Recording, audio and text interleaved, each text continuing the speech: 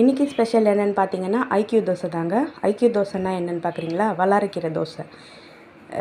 இது ரெடி பண்ணுறதுக்கு கொஞ்சம் சீரகம், கொஞ்சம் மிளகு, கொஞ்சம் பூண்டு, ஒரு பச்சை மிளகா சேர்த்து அரைச்சி நம்ம இப்போ ரெடி பண்ண போகிறோம்.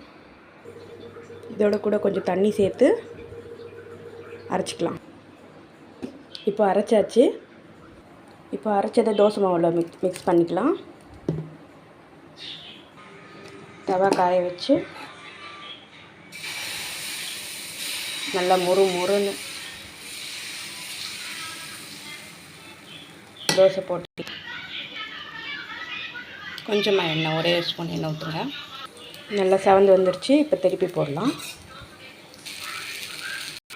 நல்லா முறுன்னு வல்லாரைக்கீரை தோசை ரெடி. இது குழந்தைங்களோட ஞாபக சக்திக்கு ரொம்பவே நல்லது. இது குழந்தைங்க மட்டும்தான் சாப்பிடணும் இல்லை, பெரியவங்களும் சாப்பிடலாம். ரொம்பவே டேஸ்ட்டாக இருக்கும். நீங்கள் ட்ரை பண்ணி பார்த்துட்டு எப்படி இருந்துச்சுன்னு கமெண்ட் பண்ணுங்கள். தேங்க்யூ.